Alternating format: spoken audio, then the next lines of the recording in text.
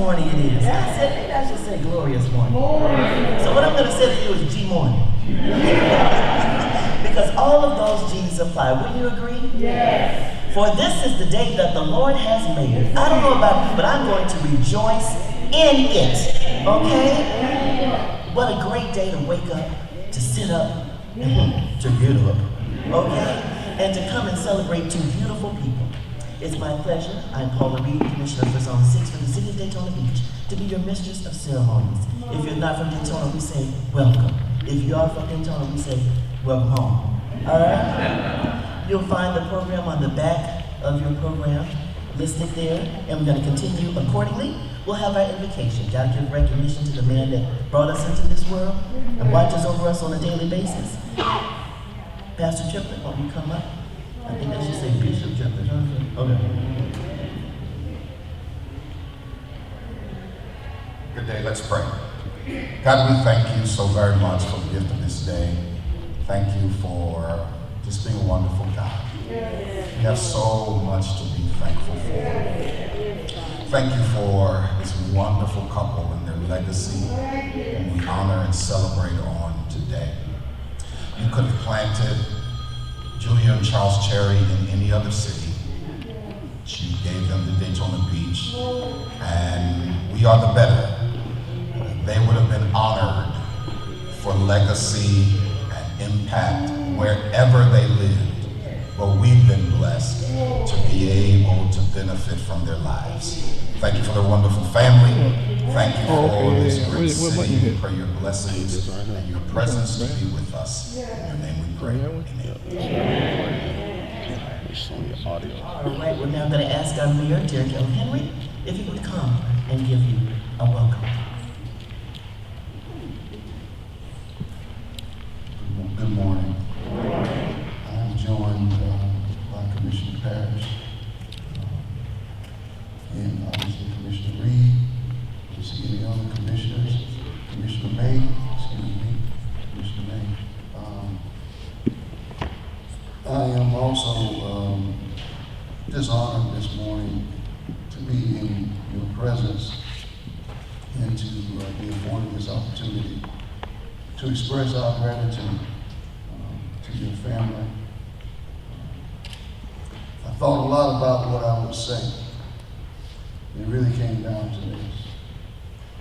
We have here today two people who lived great lives together, twined in a community that is grateful for all that they did. And as I thought, I recall Commissioner Reed brought the proposal before the City Commission. And as is with any naming right or opportunity, you oftentimes expect some pushback, some form of resistance. And in this case, I really thought that there would be some resistance, although I believe that it's certainly beyond worthy. But it was odd because we have received, at least I have received, not a shred of complaint about this. Not one shred.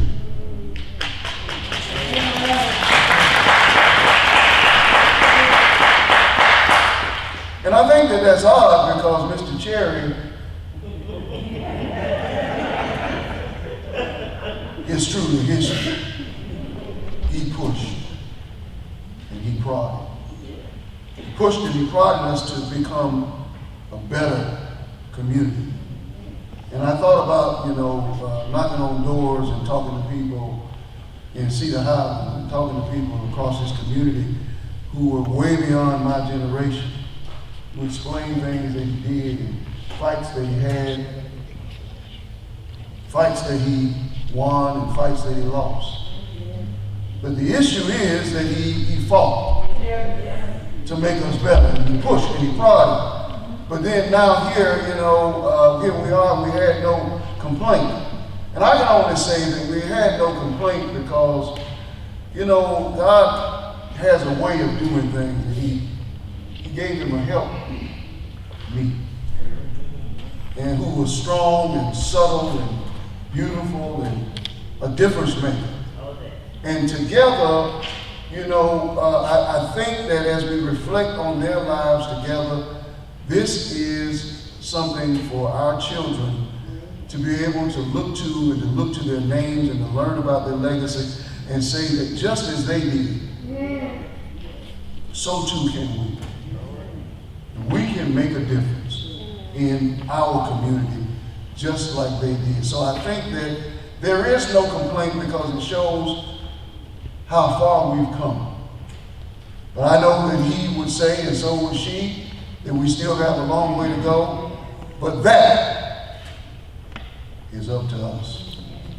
And it is up to the children and all who will use this center in the future to do the rest of the work. They did their work, they did their job and beyond. And so for this generation, my generation, we say thank you. We honor you, we honor your legacy, you having shared them with us, and let us continue to work till victory is won. God bless.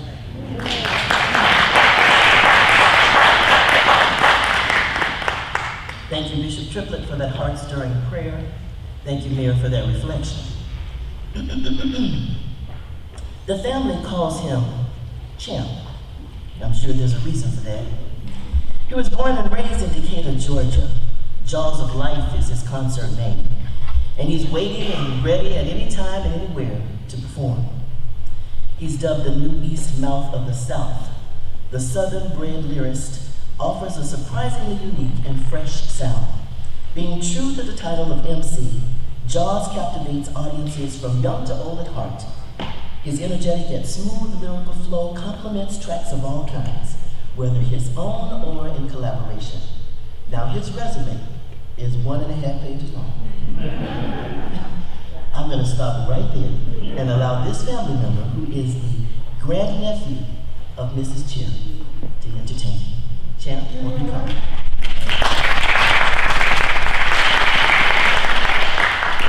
Thank you for that. I am Champ. How y'all doing? Let's see. I'm gonna get this thing. Okay. So in 2018, I released a project dedicated to my uncle, primarily, entitled "Hungry Kids Can't Eat Moon Rocks."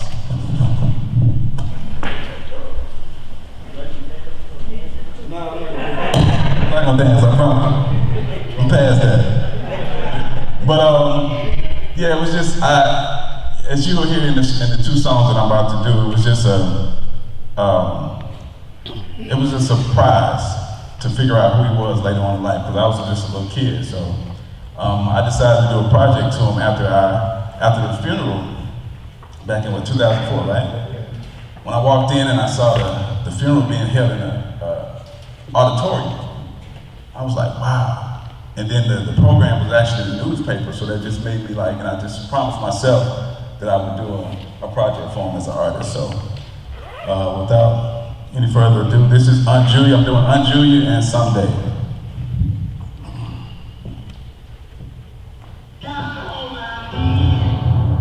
Unjulia's my buddy. That's my buddy. She had to come first. Ladies first, right? Yeah. Let's see. Y'all can vibe with me, I know it's early. Yeah. Listen up. Every word is true. One more time, Julie. Yeah. Do y'all hear me okay? Okay. Listen. Our family's co-relic, the trendsetter. Might pull up in that fur, Peter offended leather. Church hat, late Sunday worship with shepherd. Let me give you these flowers while you can still smell them. God chose me to sit around your pool tunnel. That wisdom that you gave me really helped save me. I was even listening hard to your plant talk, but most importantly what you said before we crawl the wall. And that's to stay. You can turn it up a little bit, turn these up just a little bit. Yeah. Where are we, guys? Volusia County. Yeah, let's go. Volusia County. Salute your queen. Volusia County. Come on. Salute your queen. Volusia County. Salute your queen. Volusia County. Listen. Still dressing like Thanksgiving, 90 years living. That's cool, but nothing to do with earth really miss you. We saw you as that rock standing next to Charles, rolling with it like the ark in the book of law. Yeah. Listen, that's holy. Hey, that was your last birthday. We had a show the same night. Looked at all flights, still tried to make it. Saw your dress internet. Yeah, you tried to break it.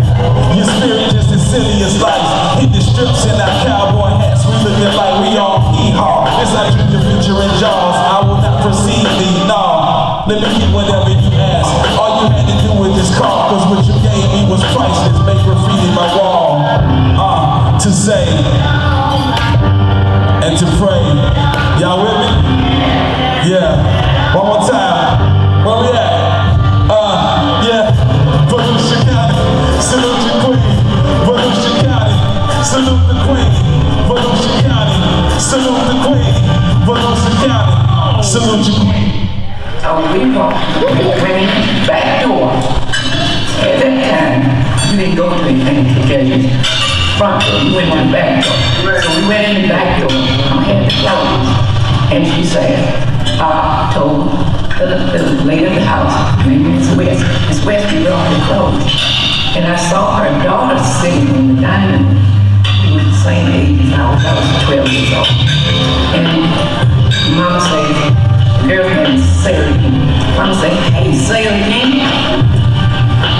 And the mother said, my mother, Emma, now, check this, Emma, don't call her Sarah Jean. She's 12 years old. Call her Miss Sarah. My mama looked at her and said, I'll call her Miss Sarah Jean when she called me Mrs. Trout. Y'all give it up for my auntie, man. That's my baby, that's my baby. Still to this day. And this is the last joint on the album. It's called Sunday. It's just about me and my Uncle Charles. Let's go.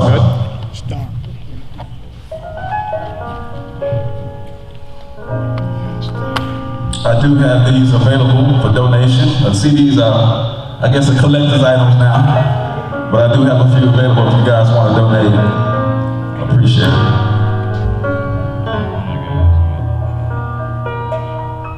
Uncle Charles. Love you, man. Miss you. Let's go. Yeah. True story. True story all the way through.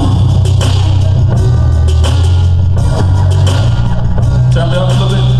Music just a little bit. Yeah. Here we go. I really didn't even know you. Had no idea what you did. I was just a kid taking long trips to see you and your beautiful wife long before these smartphones and the jaws of life. Champ showed up in everything. It's like I still be up late creeping to the fridge some nights. But the day before King's birthday, you showed me your face and I remembered I promised this project. Let's celebrate, y'all. Yeah. One day. I see my Uncle Charles again. Yeah.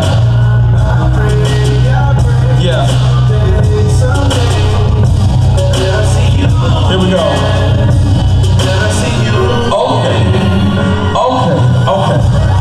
Okay, it's starting to come together. My eyes open around this home. I'm starting to see letters like NAACP, but what is that? And WPULAM, man, what is that? What he got to do with radio stations? Man, bump that. I'm on vacation. Auntie, where the food at? I'm ready to eat again. Headed up the stairs and I see some more of him. Accolades, more plaques, and a whole lot of blackness. That's when it hit me. This man was like Martin Luther King in this city.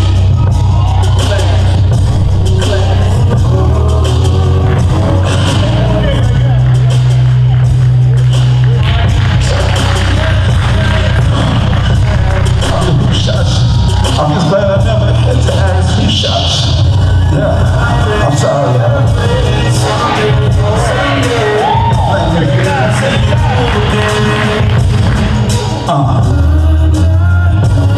I'm alright.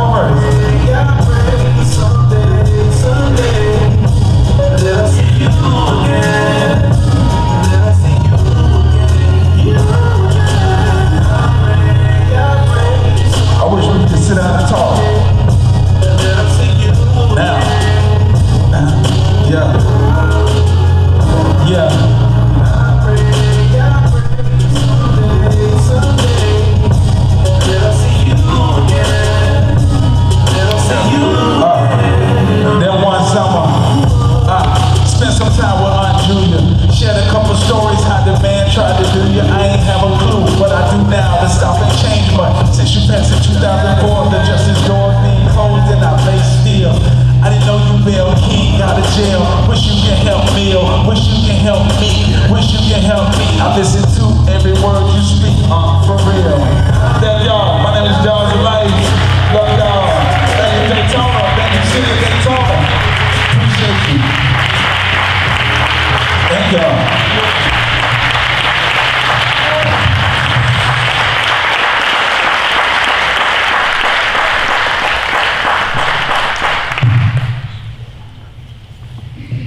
Wow, what a tribute. Will someone write a song about you? You know, there's that poem about the dash. It's the date that you were born and the date that you leave Earth. But it's that dash, what you do in between, is the legacy that you leave. Amen. Of course, I knew the Cherries personally. 2 stars of the Cherry family have already tried to take my suit. I said, well, if you're going to represent a Delta today, you got to look like a Delta man.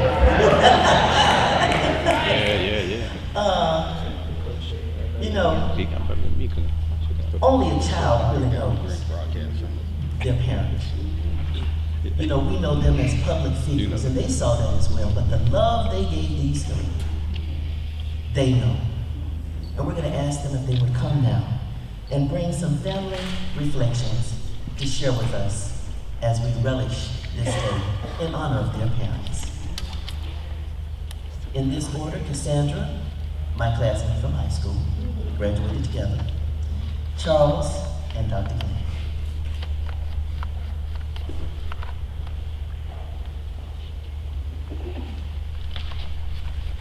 Good morning, excuse me, I'm not used to this. But my name is Cassandra Cherry Kittles. I'm the youngest and only daughter of the late Charles and Cherry. I would like to introduce my husband of 19 years, Willie, who's been with me through ups and downs, and I came Zone 6, the city of Daytona Beach, and Percy Williamson. I would like to say thank you for bestowing this great honor on our late parents. This is bittersweet, but like I've been reminded, their legacies will live on forever. Yeah. My parents were all about community and family. I will be able to bring them to this beautiful facility and bring my great niece, Miley, to know what inspiration her great grandparents were.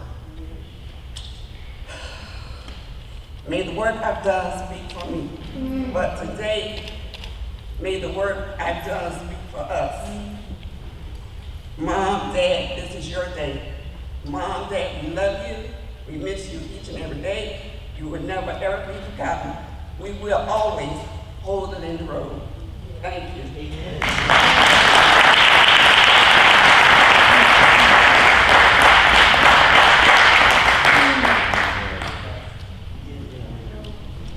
Good morning, everybody. Good morning. My name is Charles W. Cherry II. Before I get started, I'm going to cede the microphone to Charles W. Cherry III, who wants to say a few words.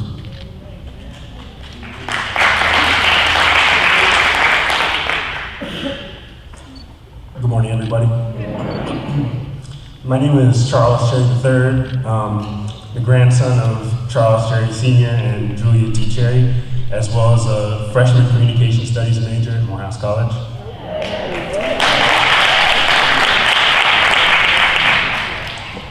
One thing I know my grandparents really focused on was the power of education. The renaming of the center is a testament to this belief that my grandparents held. Oftentimes when I'd come here to visit my grandmother, she'd tell me and my sister stories about her being an elementary school teacher at Campbell Elementary and the impact that she'd have on those young children. I've also been told that my late grandfather taught economics and accounting at Bethune-Cookman here in Daytona. I feel that this center's renaming continues their legacy of preparing the future through education.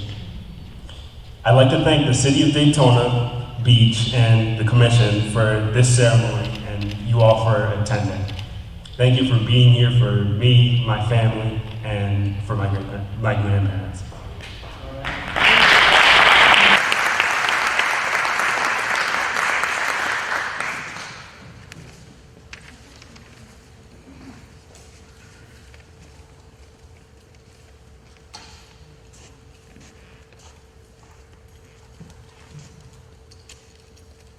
Morning again, everybody. I'm once again Charles of the Cherry II. Some folks call me Chuck, some folks Mr. Radio call me number 2. Please allow me to make some important recognitions. I'm going to give you some chronological history about Charles Cherry Sr. I'll tell a few Charles Cherry Sr. stories, and there are hundreds of them. And then I'll take my seat and throw it to my brother, Dr. Glenn Cherry, who's going to talk about Mom, Judy Cherry. There's some ride or die relationships that Daddy had, particularly. And I'll start with Mary Kendrick, who was his executive assistant. Nothing that Dad gets done without Mary Kendrick, who was the critical centerpiece of his office operation. There's some ride or die families that helped him get where he needed to go. In random order, but starting actually with number 1, which is the Dr. Richard E. Moore family. Without Dr. Moore essentially saying, Charles Cherry, I'm going to allow you to teach here and to get the things done that you get done, nothing that happened in Dad's life in terms of Daytona Beach happens. There's some other families that were ride or die for him. There was Dufferin and Joe Harris. There's the Edward Hayes family. There's Lawrence and Emmanuel Wesley, the Wesley brothers who owned Wesley Brothers Printing. There's the Bernard Smith family, the George W. Ingram family, the Merrill Lloyd family, the Herbert Thompson family, the John Frank family, and last but not least on this list is the Joan Counts family. Are the Counts here? I know y'all got to be here somewhere. The Counts here? They ride or die, and even now from going through the grief process from the death of Mom, they've been with us 100% of the way. Dad could have done the things that he did without having some lawyers backing him to keep him out of jail. Those included attorneys Richard Bertone, attorney Maurice Wagner, and Joseph Hatchett, who actually came up to be the first black Supreme Court justice that comes here out of Daytona Beach. His first black Supreme Court justice on the Florida Supreme Court.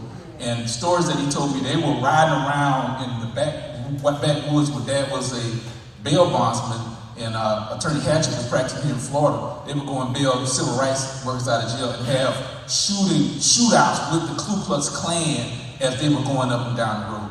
There was an armed resistance in Florida among black men, particularly black veterans who came back. They were not nonviolent. They would defend themselves. They were on the Malcolm side versus the King side. And then he was part of that movement. And we can talk about that. There's so much to talk about, and I'm not going to talk about that today. There was Bruce Reeves, who he was on the road with during his campaign years with the McGovern presidential campaign. There was Lucius Gant, who headed the Southeast Publishers Association, and who now 45 years later still write the Gant Report that you can read every week in the Florida Courier. There was attorney Arthur Teal, who was in charge of the Urban Mass Transit Authority during the Clinton administration, who helped Dad get resources that started Votrain. There was Dwayne Taylor. Is Dwayne here? Dwayne Taylor, who was one of his accompanied, who was on him with the city commission. Regarding this renaming, I gotta say hello and thank you to Zone 3 City Commissioner Juanita May, who I spoke to about a possible renaming actually more than 4 years ago. She told me that this was going to happen, and it has, and I'm glad, Juanita, that Zone 3 voters recognize your outstanding constituent service, responsiveness, and energy that you bring to the commission, and gave you another 4 years to continue your work. Thank you very much. To the mayor and the entire commission, all the commissioners that are here, to our good commissioner who succeeded Dad after a couple of stops on Zone 6. Commissioner Reed, we've got a lot of ephemera and memorabilia as a family. We look forward to working with you all and the city to establish museum quality exhibits that give a panoramic but detailed view of the lives of Mom and Dad, and we hope that will inspire everybody that comes into this beloved building that some of us still think of as the Cypress Street Red. The story of Charles William Cherry Sr. begins with a conversation around the kitchen table at the Barlow Farm in Americus, Georgia, about 30 years before the Civil War in the 1890s.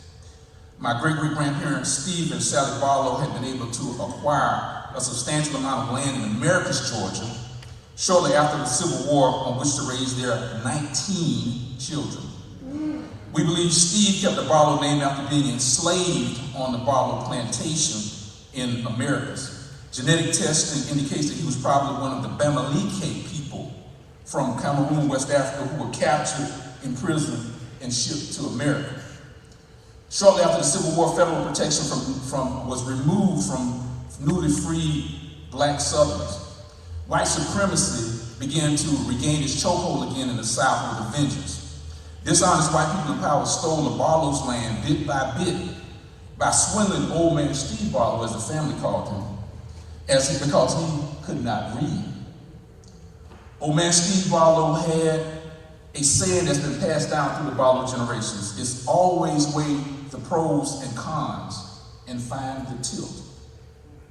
Always weigh the pros and cons and find the tilt. So that's the Barlow's family version of an African proverb. What he was saying was simply get good information and make a sound decision. That's exactly what the Barlows did around their kitchen table before any of us were born. The Barlow elders decided on a long-term strategic plan, which was to make it possible for every Barlow child of every generation to get an education at the highest level they wish to go. The Barlow's short-term tactical plan was work. The challenge, the Barlows could not afford for all 19 children to go to school, so the solution was to pick one of them, one of the 19, and give him or her the responsibility to make a way for the others. Of the original 19 Barlow children alive prior to the year 1905, Leila Barlow was selected. She left America to go to Spelman College in Atlanta and graduated in 1922. She went on to earn a master's degree in English from the University of Wisconsin in 1931. She spent 33 years teaching at Alabama State University in Montgomery, Alabama, and for 28 of those years, she was chairperson of the English department. Aunt Leila took her family responsibilities seriously. She dedicated her life to improving the lives of black people as well as the lives of the Barlows. To focus on her mission, she chose never to marry or to bear children of her own, and she wore the title Miss as a badge of honor. So the educational foundation of our family on Dad's side is Spelman College. Interestingly, my daughter Shayla graduated summa cum laude and as a member of Delta Sigma Theta sorority and Phi Beta Kappa exactly 100 years after her great Aunt Leila. Among the Barlow children of the second generation, Aunt Leila and the Barlow elders chose my great Aunt Mabel Barlow. She began teaching in 1927, got her Bachelor of Science degree from Alabama State in 1942 while Aunt Leila was there, and earned a Master's of Arts degree in Education from Columbia University in 1947. So can you imagine a black woman earning a master's degree from Columbia University in 47? That's fantastic. And for more than 60 years, she was an assistant principal, dean of girls, or teacher in South Florida. But because she was a black woman, she never became a school principal. For 50 years, she supported at least one college student per year, whether the student was a family member or not. Maybe it was to sacrifice the love of her life. A man who asked her, y'all forgive me on this, a man who asked her to marry him for the Barlow family because she didn't think that she could marry a man and fulfill her goal of helping the Barlows get college education. After she died, I read copies of love letters she saved, and it really saddened me that she had to make that sacrifice for this family. The Barlows who went north as a part of Black America's Great Migration to the North, which included my great Uncle Dick, Aunt Mert, Aunt Emma Kate, and my Grandma Jeannie, never went to college, but they all sent money, all worked and sent money back to Americans. By the 1940s, it was time for the third generation of Barlows to attend college. And by this time, the family had saved enough money for anybody to go. They were considered a well-known, upper middle class, black extended family in Americas. Aunt Mabel and Aunt Leila selected Morehouse College for Dad, Alabama State for Uncle Steve, Florida A&M University for Uncle Tom, and Fort Valley State for Aunt Helen. After graduating from Morehouse, Dad earned a master's in accounting from Alabama State while Aunt Leila was still there, so he got the educational discount. And then from there, he came here to Daytona. Now there's a small but significant Barlow connection to the Civil Rights Movement. Dr. Martin Luther King Jr. graduated from Morehouse College in 1948. Dad and Dr. King and his friends called Dr. King ML or Mike, because actually he was born Michael King. So they call him Michael, they call him Tweed, because he would wear tweed jackets when he was over there trying to holler at the Spelman girl. They were schoolmates. Dad graduated from Morehouse in 1949, King in 48. Lila was in the leadership of Dexter Avenue Baptist Church and a chairperson of the selection committee that brought a young Dr. King to Montgomery as his pastor in 1953. So she was actually on the committee that selected him to come to church, to lead the church. And she called Dad and said, well, tell me about this King kid. Well, Mom, Aunt Lila's a pretty good guy, yeah, he holler at the girls, but, he's over there at his dad's church. Good guy, I think you ought to bring him in. She brought him in. And the rest really is history. Because the Montgomery bus boycott started 2 years after he got to Montgomery with the assistance of Aunt Lila. In 1953, Dr. Mary McLeod Bethune convinced Charles Sr. to leave Claflin College in Orangeburg, South Carolina, to come to Daytona as Bethune-Cookman's business manager. And he and Mom lived originally in faculty housing in a neighborhood right across the street from Gaines Wynn Funeral Home on what was then 2nd Avenue. The house that the Cherry family lived in at 623 Orange Avenue was a bomb shelter. It was a bomb shelter. He built it in 1954 to begin his civil rights work here. Remember that only 3 years earlier, Harry T. Moore and Harry Moore were murdered in a Christmas Day bombing 30 miles up the road from Daytona and Mills.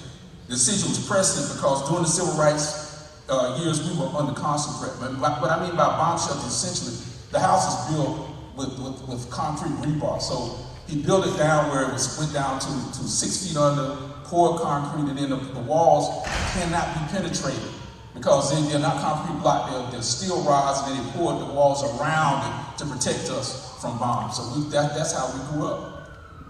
We were under constant threat here as children, including having a cross burned in our front yard. Dad was always armed. He always was strapped. As kids, we rode our bikes and were dropped off at school. We were followed by a car full of armed black military veterans who took it upon themselves to protect the family. Now that's the genealogical history of Charles Cherry Sr. Let me spend some time to get a little bit more personal. As a kid, Dad was a hustler, working, energetic, getting things done quickly. Some of the older kids named him Drake after a newspaper comic strip character called Mandrake, the magician, who could teleport himself, shape shift, and levitate. That carried over into adult life. He was a serial entrepreneur who believed that multiple sources of income are a necessity. He started the College Corner restaurant, which was right on the corner of what was now MLK and 2nd Avenue. He was into bail bonds, real estate, sales and investment, teaching, political consulting, and media ownership. All of those things, except for the restaurant, made money. Some key moments in his young life. I'm gonna tell y'all what's called a Hoss Cartwright story. He was about 10 years old, and he was down in America skating on some of this smooth concrete in a bottling plant, sort of like Coca-Cola bottling plant. He said, and as he was skating with 5 or 6 of his friends, he looked around, and all of a sudden, everybody that was skating one direction, everybody turned around and started skating the opposite direction.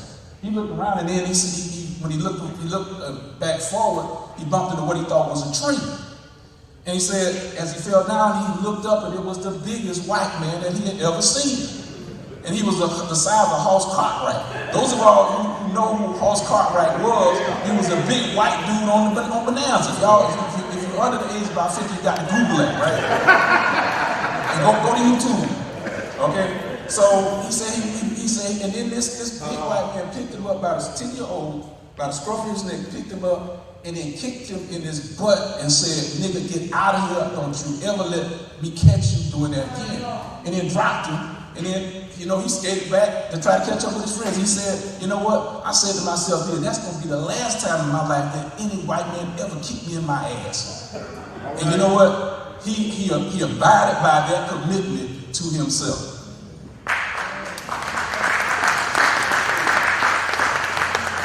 When he and Mom met each other at Scaler High School in Americus, he would walk or hitch a ride to see her. That was 13 miles between Americus and where she lived in a little town called Leslie. He said he would either hitch a ride to go see her, or he'd get because people still were in horse-drawn wagons at that point in time. According to Google directions, that's about a 4-hour walk. So he was in love. the saddest moments in my dad's life were involved with his mom. He remembers her as a young boy, seeing her leave, going to New York in the back again of a horse-drawn wagon, and with that wagon picking up Georgia red clay dust. Because what happened was his mother got pregnant with him from Grady Cherry, who then left. And then, at the Barlows, the girls, you didn't get pregnant at that point in time. And then would be under pressure from the family. So his mom was under tremendous pressure from the family because she had him out of wedlock. And she decided she couldn't take it anymore, and she left to New York. And he remembers that. He said it was one of the saddest days of his life. The other saddest day, when he got word that his grandmother died alone in New York. She never came back. She would come back occasionally to visit us. And once he was able to make money, he said, "Mom, why don't you come to Daytona? I'll take care of you. I'll build your house, whatever you want." She refused.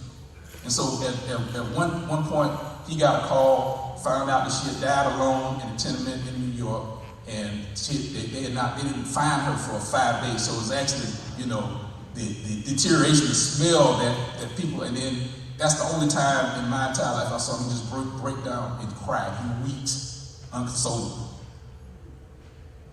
His proudest moment, getting Freddie Pitts and Wilbur Lee off of death row. He saved these brothers' lives. That was way before the Innocent Project. 2 black men were charged, and if you don't know that case, 2 black men were charged with murder. The prosecutors deliberately tampered with the evidence. These men were sentenced by death by an all-white jury, and they were locked up for 12 years for a crime that they did not commit. He talked to then Florida Governor Ruben Askew. He said, "Governor Askew, these guys are innocent." Askew said, "Charles, prove it. Go get the evidence."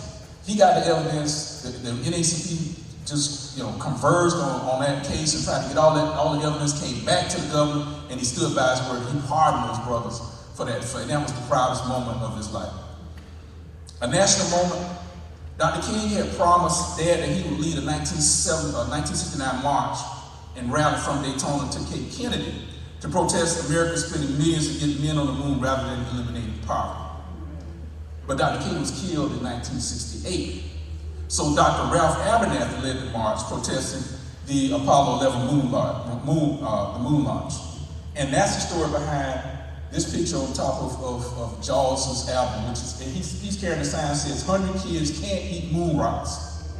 And that march started at Bethune-Cookman, and I was in there. We took a right-hand turn at US 1 Ridgewood, and then it was a 70-mile walk over 3 days. We stopped to rest in New Smyrna, spent the night there. We stopped to rest in Titusville, spent the night there. And the next day we were on the Cape, and I was 12 years old, and it was one of the scariest moments of my life. Because when you see grown folk on both sides of you as you walking, and they calling you nigger, they calling you this, and you see the hate in their faces. Traumatizing.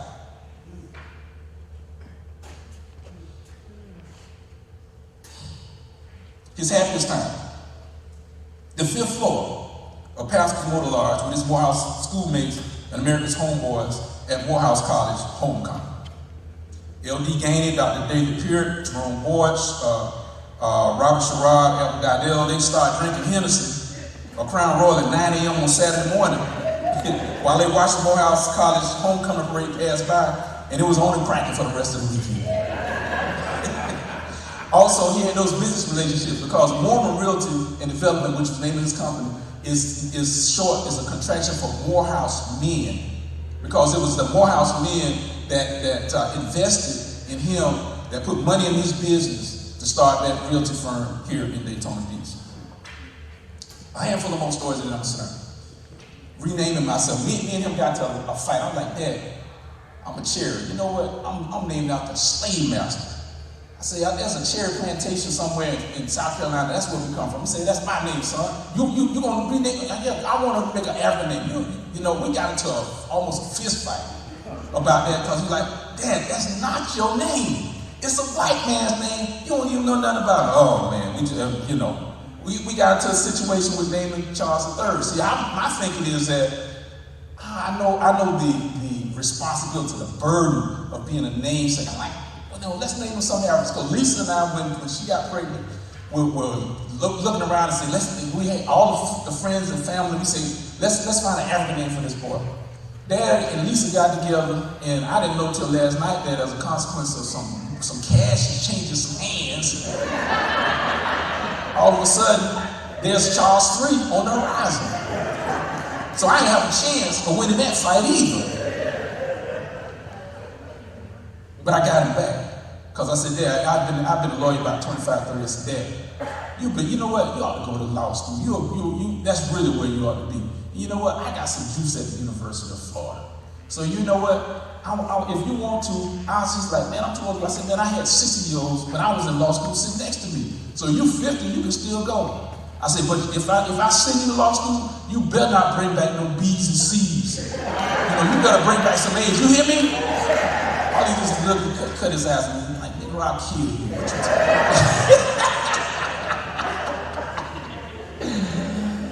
And you know what? The Daytona Times, though, was the mecca. That was the black political mecca and economic mecca of Daytona Beach and to a certain extent around Central Florida. He made people come to him. Jennifer Carroll came in his office when she was running for office. Corrine Brown, even Bill Franks Jr. from the track had to trace up to the Daytona Times building, go up those steep stairs, hold on to the rails, and when you got there, he was sitting behind his desk where he'd be looking at you all grim, and then you got a picture of Nelson Mandela with his fist up, and now you're gonna start negotiating. Well, you got problems because he made them come to him. At home, we answer, hello, chair residents. Sometimes we would be on a voice on the phone saying, hold please, for Governor Askew, or Governor Graham, or Governor Martinez, or Governor Bush. And as a young person, it was just, you get a charge from knowing that these people are contacting your dad in order to get some things done. The Zone 6 race commissioner between him, a member of Omega Psi Phi fraternity, and Edward Creamy Hayes, who was a member of Kappa Alpha Psi, was like the fight between Ali and Frazier. It was the Thriller in the Manila. It was the rumble in the jungle. There was much trash talk afterwards because he beat Creamy, I think, 3 out of 4 times. But the Hayes and the Chair families, we all let that stuff go because we were close before that and we remain close to that. Even now, we remain close. Dad's last 48 hours. He had decided that he was going to walk away from the commission. He didn't tell me, told other people. I was there that weekend on Sunday. I said, Dad, well, if you're going to do that, man, we need to go to get you a new suit because you had lost a lot of weight. The cancer he had suffered from it was diagnosed with colon cancer. So I said, man, I want you to go there looking strong. So, your suit's not too big. Let's go and buy another suit. So Sunday we were going to go out and get him another suit because he had lost a lot of weight, but he didn't have the energy. On Tuesday morning, I did a talk show then called Free Your Mind. And then on Sunday night, we started talking about, I said, Dad, I want to do a show on the unintended consequences of desegregation and what that has done to the city of Daytona Beach. And we started reminiscing about all of the entrepreneurial efforts, the entrepreneurs, the strong entrepreneurs, black entrepreneurs that we had in this town and what we lost. The Gypsy Tea Room and Miss Curington's place. And there was the Wesley Brothers Printers. There was Glover Photography. There was all these services that we had in our community that we took care of ourselves. And he said, Chuck, I know we fought hard. And I said, you know what, but I don't know really if we did the right thing. He said, but you know what, I did the best that I could. And as we talked, that was the last conversation I had with him. We finished that conversation. He was sitting in the easy chair, and then he couldn't get up and walk to the bed, so I literally had to pick him up by his arms and then drag him to the bed. And at that point in time, I noticed that his body was getting clammy. So that was my first experience with death. At that close kind of intimate kind of situation. And I didn't know what was happening. But I put him in the bed, went back to my room, called Lisa and said, Lisa, you know what? I think Dad might be dying. It's because I saw the light begin to dim in his eyes. So it's like a light bulb sort of going out very slowly. And so next morning I went to bed, and next morning Mom comes in, she's hollering, and then she says, Chuck, come here. And then he's breathing hard, and he just went out of here. I'm telling Dad it's okay. She's she's again, I mean, she's just devastated, and you know, so that's what happened. Glenn comes in 15 minutes afterwards. He's upset because he missed the transition, and that was the last 48 hours of his life. But you know what? He died with Daytona Beach on his mind.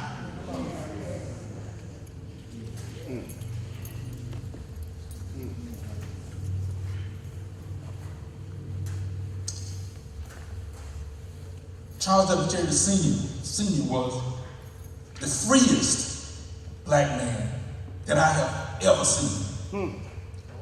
He was fearless. Didn't care whether you liked him or not. And some people hated him. Some people he tried to help hated him. But he didn't care. He said God put him on this earth to speak specifically for black people in this town who could not speak for themselves. Amen. Amen. Yes. Amen. So all I can say that is mission accomplished. And with that, I just thank you all for doing this. I just thank you. It means a lot to the family. And we look forward again to bringing the kinds of information that we hope when some kids come here, they can say, he did that, I can do it too. If she did it, I can do it too. If they did it together as a couple, we can do it too. Thank you. God bless you.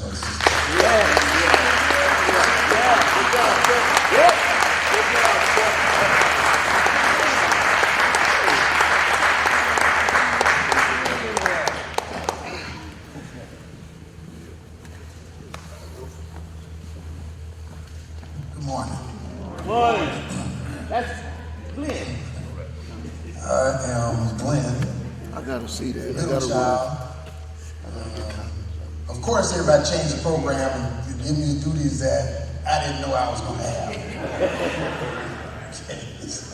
So first of all, I'd like to say that my wife, who has been with us, I think as the longest of the married ones, Valerie, who's a Spelman graduate, a Delta. She graduated, we went to school together, graduated in 1980. And so of the married couples, we are the oldest, longest married in the family. So I'd like to Valerie. So she put up with me, and my mom and dad love Valerie, and so she's as much a family as anybody. First, I'd like to acknowledge some of the family members who are here. We have some Troutmans. You can stand, please, down there. That's my mom's side. And we have Barlows, which Charles mentioned Barlow, which is Stanley Barlow's. We came from Richmond, Virginia. And of course, we have Lisa. You already mentioned Lisa. Do we have any other family members in here? And Chan? I don't miss any family folks. Then, of course, we have all the extended family people, Dr. Cap. We consider Connie, who was with Mom as her nurse and caregiver. She's family. And then Dr. Willie Crosby, my good friend and classmate from way back. And of course, we already mentioned Eldred Williams, who's from Daytona, we ran together. He's family. He used to work at the newspaper and was one of Dad's confidants. And then, of course, last but not least, Percy Williams. Yeah, the Williamson family is here too. But, you know, we all grew up together, PPU, and spent many hours and many days and still together. So I just want to make sure I acknowledge, and then you got the Seabreeze people, the class people who are here.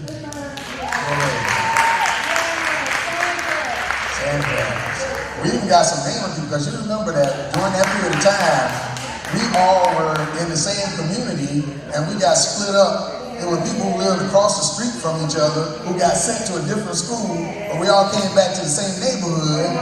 And even though we were Seabreeze or Mainland and we competed fiercely on sports and other things, we still loved each other because we were that neighborhood.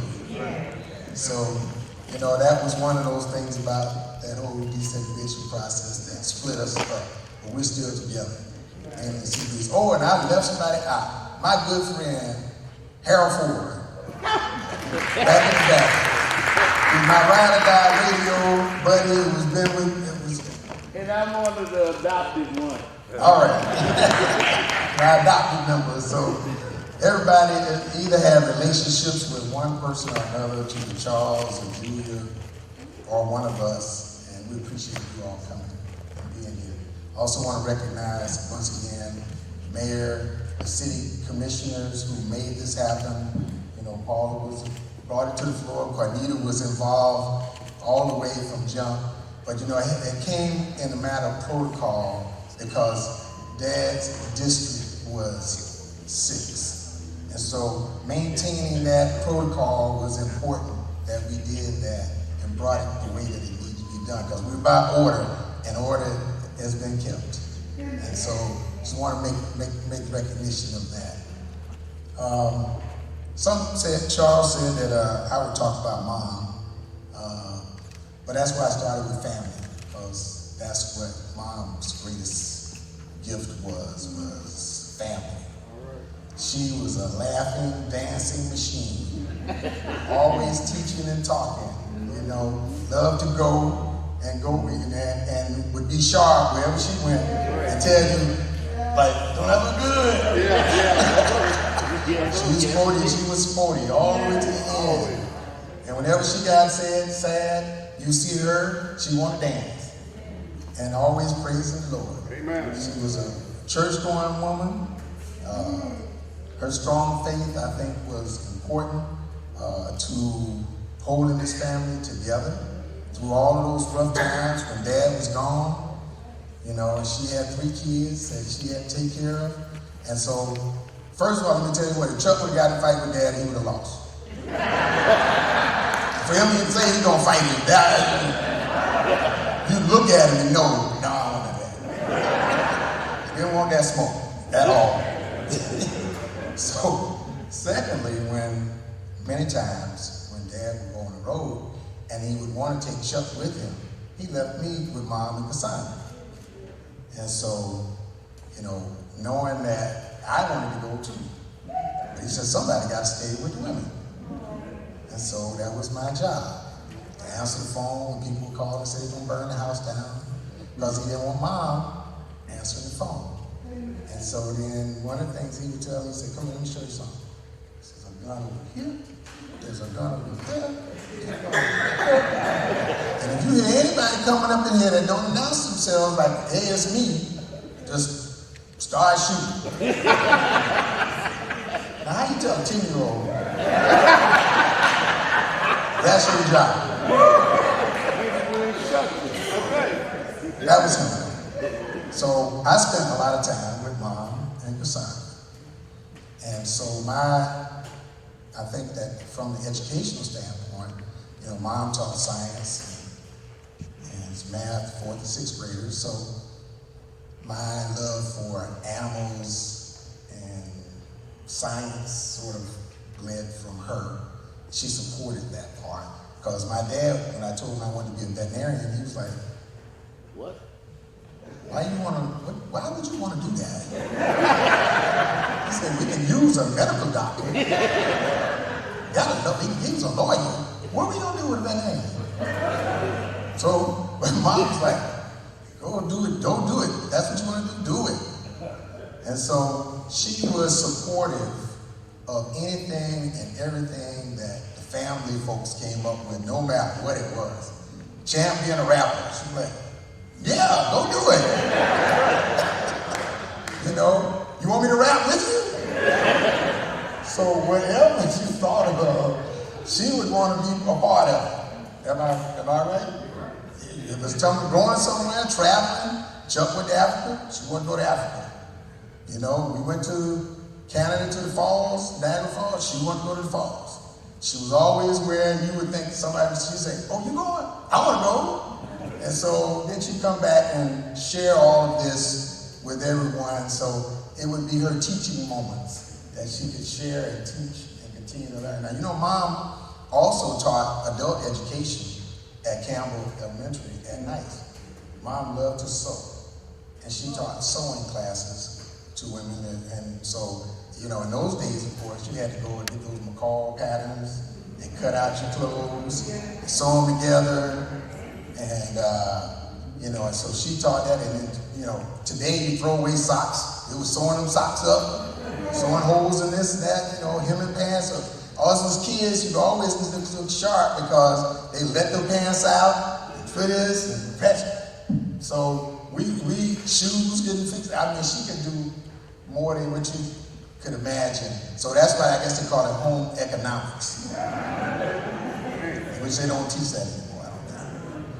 So Mom loved to share, teach, dance, laugh, travel, you know, be involved in educational stuff. And when Dad would come home, she'd always make sure he was taken care of, that his house was a refuge, away from all of the things that were going on outside. And so she would listen and be supportive. So she was a great helpmate to him. And, you know, and with her years of being involved with the Thorne-Cookman Women's Advisory Council, and when the women would get together over at the Dickerson Center, she was always going there. When they had events, she'd always want to go to the Dickerson Center because that was Campbell Elementary. Right. So for her, that was still a place that she wanted to go. And so I think that as after Dad passed, and the other thing is that we didn't mention is that Mom took over running the newspapers as the chairwoman. And, you know, when times would get tough, if there needed to be an infusion of cash, she made it happen. You know, if there was something going on that she didn't like, she'd let you know. You know, if Chuck was being too hard, she said, Chuck, why you doing that?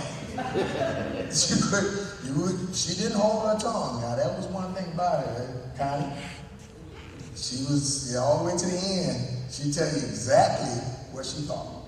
There was no doubt about it. But I guess if you grew up loving Charles Cherry, that some of that's going to rub off. Yeah. And I don't know if he got it from her, but she got it from him.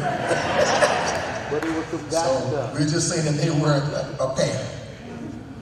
But I think that if you were around and they could see this building and know that there are places in this building that kids can go and do the things that they would like to do. There's music, there's a dance theater, the dance studio, the recording studio.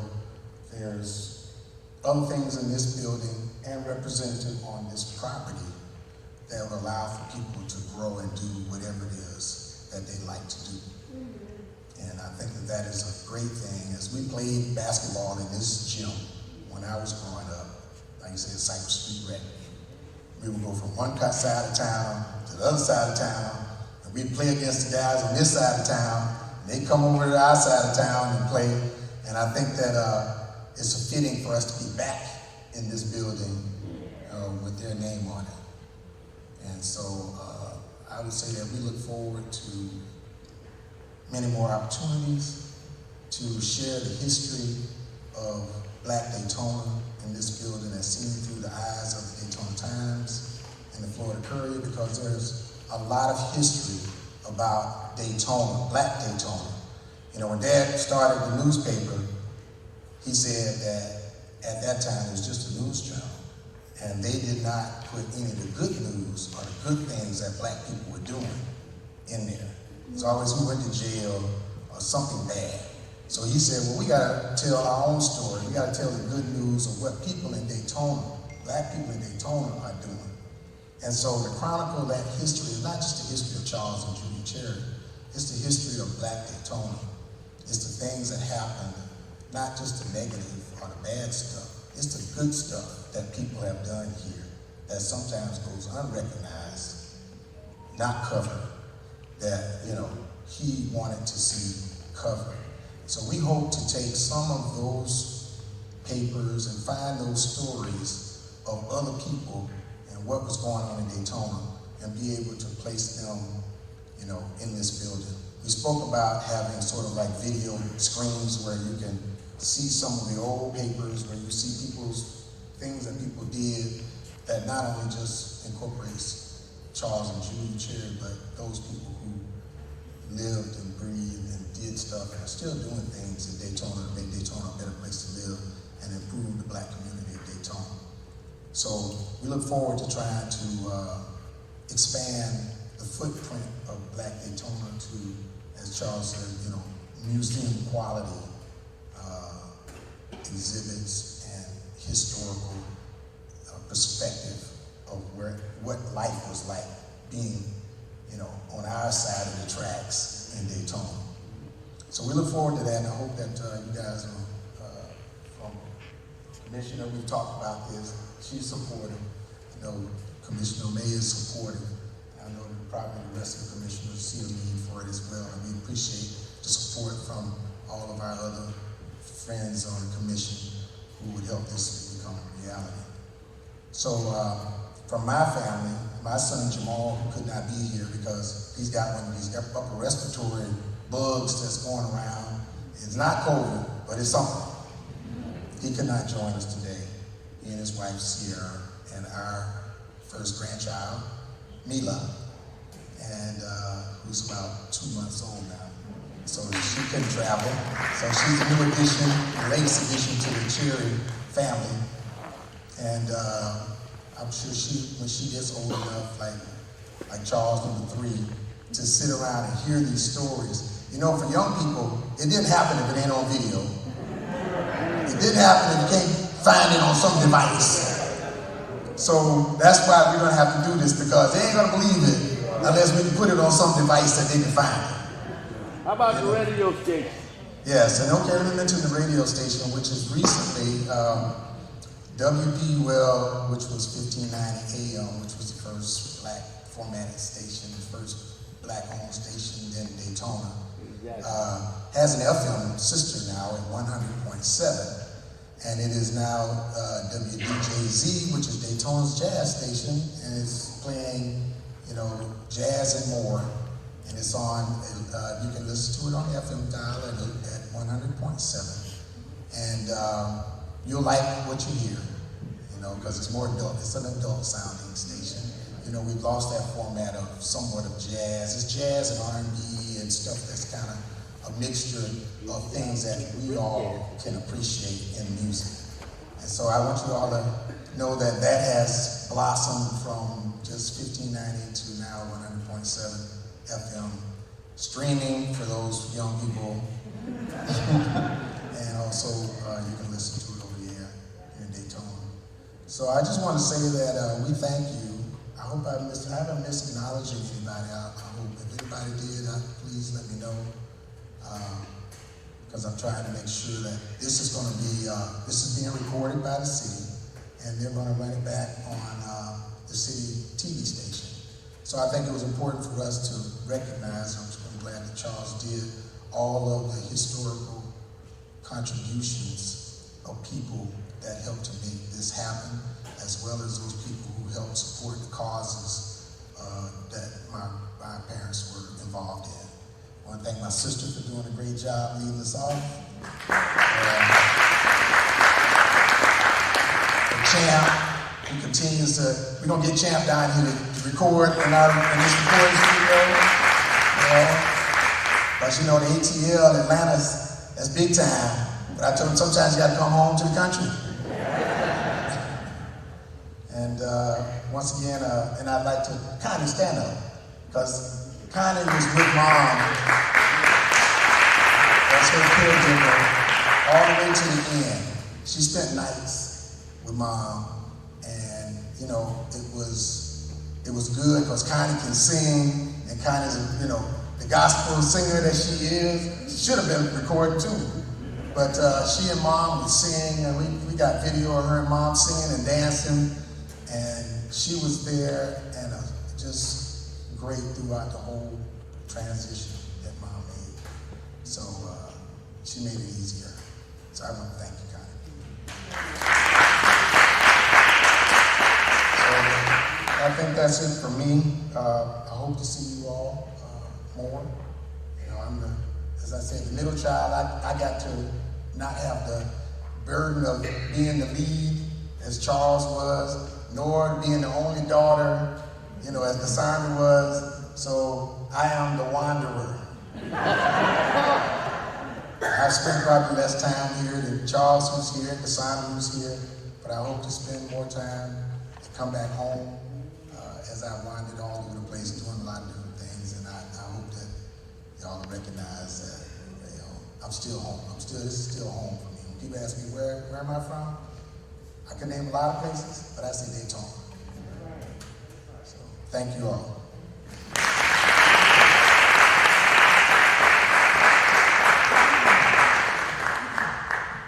Wow, what a rich heritage. What a legacy. Come on.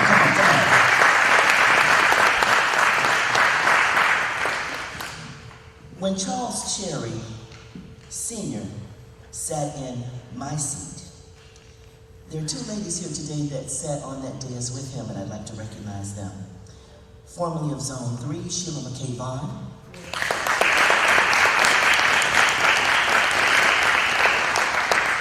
And former Commissioner Gwen Asma Edwards for Zone 4. These ladies wanted to be here today, just like we did to honor him. Now let me tell you, my daddy lived in Preston, Georgia, and I got off of 75 in Cordell, and I drove through Leslie, and I used to joke with your mama, you wanna ride? Because I had to go through all those little towns, through Americus, through Plains, and then my daddy lived in Preston, Georgia, on the other side of Plains. So I wave at Jimmy Carter when I go through. But I am honored to sit in this seat, and I hope that the life that I live is a reflection of what God has for me as I serve, and I hope your daddy is proud. All right? Now, what I'm going to ask you to do as you're chronicling all this history, make sure you go back to March of 1979 and check out when I was featured in the Daytona Times. That's when my story probably began. Well, are you glad that you came? Yeah. I'm glad that you're here. Wasn't this wonderful? Beautiful. It was just lovely. Charles, I mean, you may have gone on, but I was enjoying every minute of it. It was good. It's good to sit at the feet, you know, and listen to the stories, because we do have a very rich Black history. I'm gonna call it what it is, a very rich Black history in Daytona Beach. A lot has happened here, and we hope for a lot to continue. And yes, we're going to tell those stories. We're going to tell those stories. Let it be known. All right? So, I think it's about that time to have our last performance. We're going to have Miss Jacqueline Williams to come up and perform Rise Up.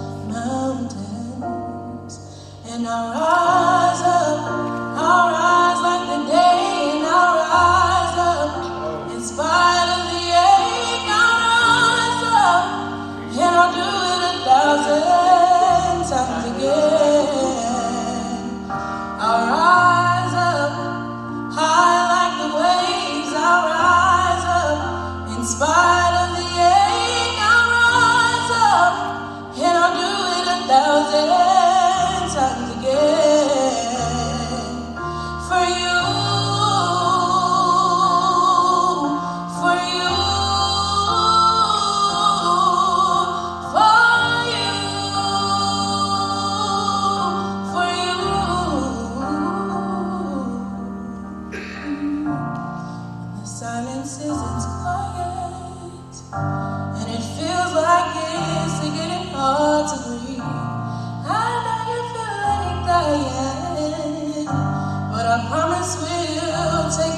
to its feet.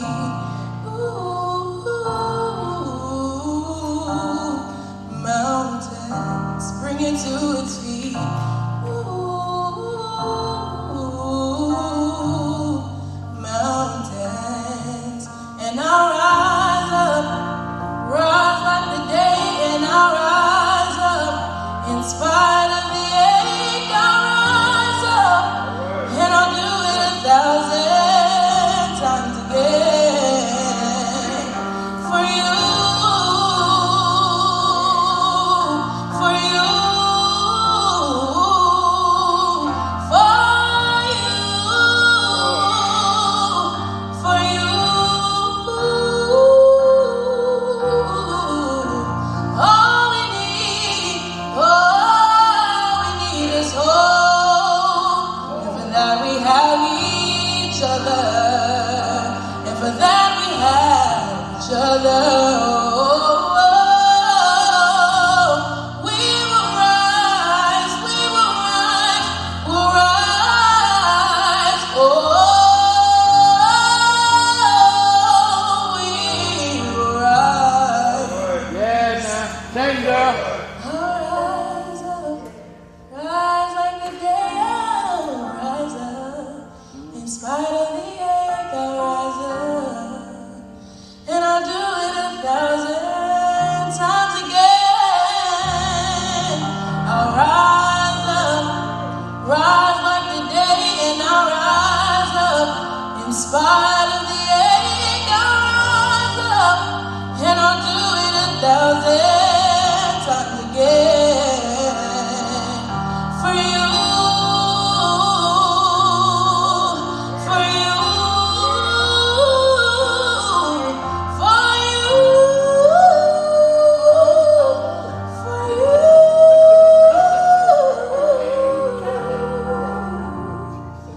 I'll rise for you 1,000 times again. I'll rise for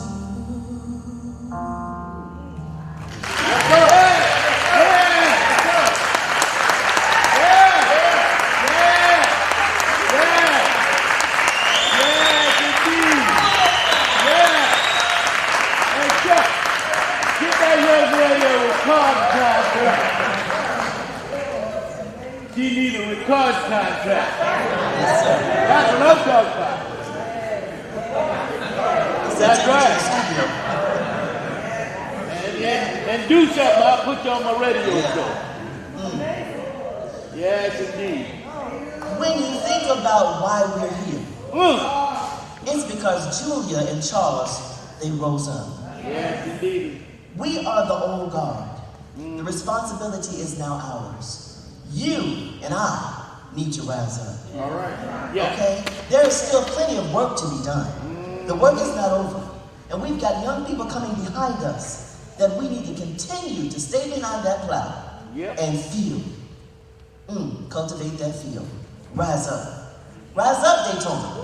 Rise up. I would be remiss if I didn't thank staff for all that they've done to bring this day to fruition.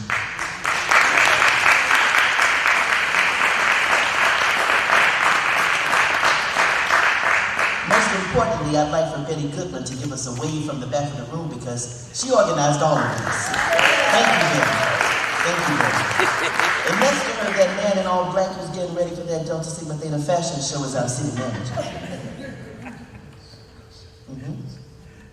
Okay. Our city manager, Mr. Derek Fiedra, wave your hand. All righty. Percy L. I'm sorry. Okay. Percy L. Williamson Sr., Summit Governmental Strategies Incorporated. They want you to be recognized.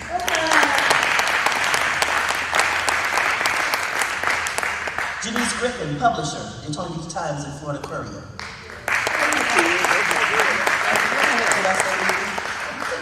So important. Also, y'all, there's some fine print at the bottom. Y'all got my contacts running overtime. The program was designed by Angela Van. Okay, what they said. Jesus. Okay, are you here? The creative director, is she with us today? No? All right, we want to acknowledge her work as well. Wow, what a beautiful day. I told the truth when I said it was a good, a great, and a glorious day, right? Well, it's not over. It's time. It's time. Okay. Time to change the name. All right. We're going to ask that the children of these two wonderful people would lead the way. And we're going to ask that you, when you pull the rope, you pull back. Don't pull under, pull back. Don't take the names off now. All right? And if you all would follow behind them